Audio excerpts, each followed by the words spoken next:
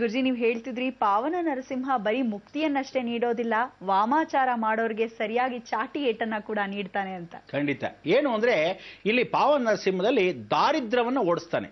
ಎಷ್ಟೋ ಜನಕ್ಕೆ ನೀವು ಆ ದಾರಿದ್ರ್ಯ ಇರುತ್ತೆ, ಏನು ಅಂದ್ರೆ ಒಂದು ಹೊತ್ತು ಊಟಕ್ಕಿರಲ್ಲ, ಅಂಥವ್ರು ಕೂಡ ಭಗವಂತ ಕಾಪಾಡ್ತಾನೆ. ಎಷ್ಟೋ ಜನಕ್ಕೆ ನೀವೇನಂತೀರಾ, ಅಯ್ಯೋ ಇಲ್ಲಿವರೆಗೂ ನಾ ಬರಬೇಕಾ ಸ್ವಾಮಿ, ಇಲ್ಲಿಂದ ಬರೋಕ್ಕಾಗಲ್ಲ, ನನ್ನ ಕೈಯಲ್ಲಿ ಆಗೋದೇ ಇಲ್ಲ, ದುಡ್ಡು ಕಾಸೇ ಇಲ್ಲ, ಹೇಗೆ ಬರಲಿ, ಬಸ್ ಚಾರ್ಜ್ ಒಂದು ಹಾಕ್ಕೊಂಡ್ಬರ್ಬೋದು, ನಡ್ಕೊಂಡು ಹೋಗ್ಬೋದು. ಖಂಡಿತ ಸ್ವಾಮಿ, ಯಾರಾದರೂ ಖಂಡಿತವಾಗ್ಲೂ ಆ ಥರದ ನಿಮ್ಮ ಕಷ್ಟ ಇದ್ರೆ ದಯವಿಟ್ಟು ಸಾಲ ಮಾಡಾದರೂ, ಪುಟ್ಟದಾಗಿರ್ತಕ್ಕಂಥ ಸಾಲ ಮಾಡಾದರೂ ಈ ನವನರಸಿಂಹ ಕ್ಷೇತ್ರಕ್ಕೆ ಬಂದು ಹೋದವನು ಉಜ್ವಲ ಸ್ವರೂಪವಾಗಿರ್ತಕ್ಕಂಥ ಜ್ವಲಾ ನರಸಿಂಹನ ದರ್ಶನದಿಂದ ಪಾವನ ನರಸಿಂಹದವರೆಗೂ ಎಲ್ಲ 9 ನವನರಸಿಂಹಗಳ ದರ್ಶನ ಮಾಡಿದವನಿಗೆ ಖಂಡಿತ ನೋಡಿ ಪೂರ್ಣ ಕಲ್ಯಾಣ ಪ್ರಾಪ್ತಿಯಾಗೋದು. ಶ್ರೀನಿವಾಸ ನಿಧಿಯಾಗಿರ್ತಕ್ಕಂಥ ಶ್ರೀನಿವಾಸ ಅವನೇ ಮದುವೆ ಮಾಡ್ಕೊಳ್ಳೋಕ್ಕೆ ಮೊದಲು ಪರ್ಮಿಷನ್ ಕೇಳಿರ್ತಕ್ಕಂಥ ಮಹಾಕ್ಷೇತ್ರವಾಯಿತು. ಕಲಿಯುಗವನ್ನು ಕಾಪಾಡ್ತಕ್ಕಂಥ ಇವನು ಇಂಥ ಒಂದು ಮಾಯಾಲೋಕವನ್ನು ಕಾಪಾಡ್ತಕ್ಕಂಥ ಮಹಾವಿಷ್ಣು ಸ್ವರೂಪ ಅವನೇ ನಾರಸಿಂಹ. ಎಷ್ಟನೇದು? 4ನೇದು. ಅಂದ್ರೆ ಮತ್ಸ್ಯ ಕೂರ್ಮ ವರಹ ನರಸಿಂಹ ಅನ್ನೋದು 4ನೇ ಭಾಗ. ಎಷ್ಟೋ ಜನಕ್ಕೆ ಗೊತ್ತಿಲ್ಲ. 4ನೇದು ಕುಂಡಲಿನಲ್ಲಿ ನೀವು ನೋಡಿದಾಗ 4ನೇ ಅಂಶ ತಾಯಿ ಮನೆ ಅಂತ ಕರಿತೀವಿ. ಯಾವತ್ತಿದ್ರೂ ತಾಯಿಯ ಸ್ವರೂಪದಲ್ಲೇ ಇರತಕ್ಕಂಥದ್ದೇ ಆ ಕಯಾದು. ಪ್ರಹ್ಲಾದನಿಗೆ ತಾಯಿ ಹೇಗಿದ್ಲು, ಎಷ್ಟು ವಿಷವನ್ನ ಕೊಟ್ಟರೂ ಪರಿಪೂರ್ಣವಾಗಿ ಅವಳಿಗಿರ್ತಕ್ಕಂಥ ಮನಸ್ಸು ಮನೋಭಾವನೆ ಕಲ್ಮಶವಾಗದೇ ಇರತಕ್ಕಂಥದ್ದು ಕಾಪಾಡ್ತು. ಅಂದರೆ ಅವಳಲ್ಲಿರ್ತಕ್ಕಂಥ ಪ್ರೀತಿ ಬಾಂಧವ್ಯ ವಾತ್ಸಲ್ಯ ಉಗ್ರವಾಗಿದ್ರು ನರಸಿಂಹ ಲಕ್ಷ್ಮೀ ಸ್ವರೂಪದಲ್ಲಿ ತಾಯಿಯ ಬಾಂಧವ್ಯವನ್ನು ಕೊಡ್ತಾನೆ. ಅಂದರೆ ಆ ತಾಯಿಗೆ ಖಂಡಿತವಾಗ್ಲೂ ನಮ್ಮ ಋಣವನ್ನು ತೀರಿಸಿಕೊಳ್ಳದೆ ಇದ್ದ ಹಾಗೆ ತಾಯಿಯ ಭೀತಿಯನ್ನು ಕೊಡ್ತಾನೆ.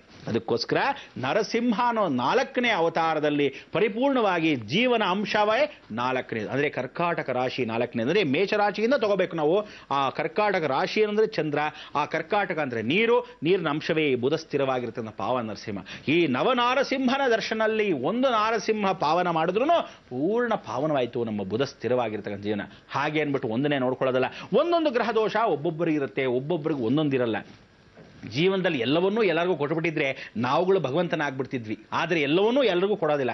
ಒಬ್ಬೊಬ್ಬರು ಒಂದೊಂದು ಚಿಂತೆ, ನಾನಾ ರೀತಿಯಾದ ಚಿಂತೆ. ಯಾವ ಕಾಲಕ್ಕೂ ಎಲ್ಲ ಚಿಂತೆಗಳನ್ನು ದೂರ ಮಾಡ್ತಕ್ಕಂಥವನೇ ಭಗವಂತ ಒಬ್ಬನೇ.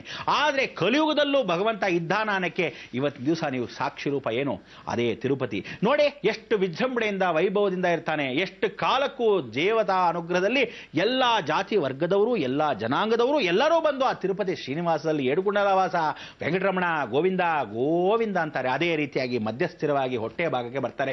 ಹೊಟ್ಟೆ ಭಾಗದಲ್ಲಿ ಬಂದಿರತಕ್ಕಂಥ ಹಾವಿನ ಸ್ವರೂಪವೇ ನರಸಿಂಹ.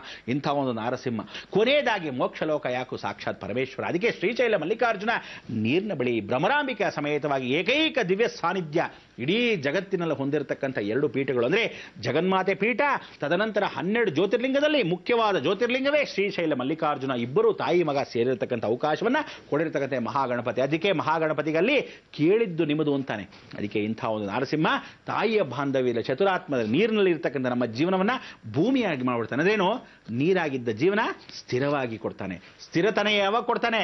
ನಮ್ಮ ಮನಸ್ಸು ಚೆನ್ನಾಗಿರಕ್ಕೆ ಕೊಡ್ತಾನೆ. ಈ ಮನಸ್ಸು ಚೆನ್ನಾಗಿರಕ್ಕೆ ಆ ದೈವ ದರ್ಶನಕ್ಕೆ ಮೊದಲು ಅಹೋಬಿಲ ನರಸಿಂಹ ಪುಂಡರೀಕಾಕ್ಷನ ಅನುಗ್ರಹ ನಿಮಗಿರಲಿ. ಪಾವನವಾಗಿರ್ತಕ್ಕಂಥ ನಿಮ್ಮ ಜೀವನ ಪಂಡರಾಪುರದಲ್ಲಿರ್ತಕ್ಕಂಥ ಪಂಡರಾ ದೇವತೆ ಆ ಪಾಂಡುರಂಗನ ಸ್ಮರಣೆ ಇದ್ದಾಗಿರಲಿ. ಇಟ್ಕೆ ಮೇಲೆ ನಿಂತಿರ್ತಾನೆ, ಸ್ಥಿರವಾಗಿರುತ್ತೆ ಜೀವನ. ಅಲ್ಲಾಡ್ತಾ ಇದ್ರು ನೋಡಪ್ಪ ಹೊರಗಡೆ ಕಾಯ್ತಾ ಇದ್ದೀನಿ, ಭಗವಂತನೇ ಕಾಯಿಸಿರೋನು ಯಾವನು? ಅಂಥ ಒಂದು ಶ್ರವಣಕುಮಾರ. ಇದಕ್ಕೋಸ್ಕರ ಭಗವಂತ ನನ್ನ ತಾಯಿ ತಂದೆಗೆ ನಾನು ಸೇವೆ ಮಾಡ್ತಾ ಇದ್ದೀನಿ, ನಿಂತಿರಪ್ಪ ಅಂದ. ನಿಂತಿದ್ದ ಯಾರಿಗೋಸ್ಕರ? ಭಕ್ತನಿಗೋಸ್ಕರ. ನೀವು ಖಂಡಿತವಾಗ್ಲೂ ಆ ಭಯ ಭಕ್ತಿಯನ್ನು ಇಟ್ಕೊಂಡ್ರೆ ಖಂಡಿತವಾಗ್ಲೂ ಭಗವಂತ ಕೂಡ ಎಳೆದು ಬರ್ತಾನೆ. ಲಕ್ಷ್ಮೀ ನಾರಸಿಂಹನ ಏನಂತ ಹೇಳಿದ್ದೀನಿ? ಪ್ರತಿಯೊಬ್ಬರು ಮನೆಯಲ್ಲೂ ಹಾಕ್ಕೊಳ್ಳಿ. ಭಾಗಲ ಎದುರು ಭಾಗದಲ್ಲಿ ಇರಲಿ. ಹರಿದ್ರಾಲಂಕಾರಂ ನರಸಿಂಹ ಪೂಜಿತ, ಕುಂಕುಮಾಲಂಕಾರಂ ಲಕ್ಷ್ಮೀ ಪೂಜಿತ. ಈ ಲಕ್ಷ್ಮೀ ನರಸಿಂಹ ಹೊಸಲ ವಾಸವಾಗಿರೋದ್ರಿಂದ ಕ್ರಿಮಿ ಕೀಟ ಜೀವ ರಾಶಿಗಳು ಬರಲ್ಲ. ಪ್ರತಿಯೊಬ್ಬ ಮನುಷ್ಯನಿಗೂ ಮನೆ ದೇವರಲ್ಲಿ ಬೇಕಾಗಿರ್ತಕ್ಕಂಥ ಹೆಣ್ಣಿಗೆ ಬೇಕಾದ ಒಂದು ಸಾನ್ನಿಧ್ಯ ತಾಯಿ. ಆ ತಾಯಿ ಅಡಿಗೆ ಮನೆಯಲ್ಲಿ ಅಡಿಗೆ ಮಾಡ್ತಾ ಇದ್ರೆ ಒಂದು ಹೆಣ್ಣು ಅವಳು ತಾಯಿನೇ, ಅವಳು ಅಡಿಗೆ ಮನೆ ಅಡಿಗೆ ಮಾಡ್ತಾ ಇದ್ರೆ ಗೃಹಿಣಿ ಅವಳು ತಾಯಿನೇ ಅಡಿಗೆ ಮನೆ ಅಡಿಗೆ ಮಾಡ್ತಾ ಇದ್ರೆ ಇದೇ ಸಾನ್ನಿಧ್ಯ ಚಂದ್ರಲೋಕ.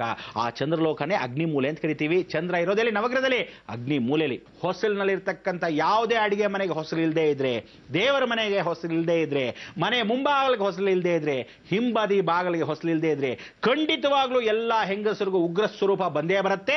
ಯಾವ ಕಾಲಕ್ಕೂ ಹಿಡ್ಕೊಳಕ್ಕಾಗಲ್ಲ. ಆದ್ರೆ ಹೊಸಲಿದ್ದ ಮನೆಯಲ್ಲಿ ನರಸಿಂಹ ಏನ್ ಮಾಡ್ತಾನೆ? ಅಡಗಿಸಿ ಕೂಡಿಸಿರ್ತಾನೆ. ಲಕ್ಷ್ಮೀನೇ ತೊಡೆ ಮೇಲೆ ಕೂಡಿಸ್ಕೊಂಡು ಹಾಗೆ ಕೂತಿರೋ ಅಲ್ಲಿ ಅಂತಾನೆ. ಅಂತ ಒಂದು ಗಾಂಭೀರ್ಯತೆ ಕೊಡ್ತಾನೆ.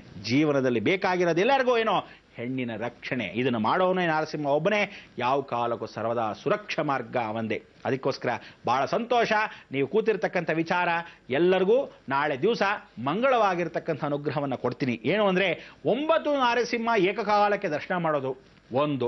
ಎರಡನೇ ಭಾಗ ಅಷ್ಟೂ ದೇವತೆಗಳ ಸ್ಮರಣೆಯಲ್ಲಿ ಅವನ ಕಲ್ಯಾಣ ವೆಂಕಟೇಶ್ವರ ಸಾಕ್ಷಾತ್ ಕಲಿಯುಗದಲ್ಲಿ ಬಂದು ನರಸಿಂಹ ಸ್ಮರಣೆ ಮಾಡಿದಂತೆ ಇವನ ಕಲ್ಯಾಣೋತ್ಸವವನ್ನು ನಾವು ನೋಡಿದಾಗ ಎಂಥ ಆನಂದ ಆಗತ್ತೆ. ಕೆಳಗಡೆ ನರಸಿಂಹಕ್ಕೆ ಹೋಗಬೇಕು ಅಲ್ವಾ? ಅದಕ್ಕೆ ನಾಳೆ ದಿವಸ ಹೋಗಕ್ಕೆ ಎಲ್ಲ ವ್ಯವಸ್ಥೆ ಮಾಡ್ತೀನಿ.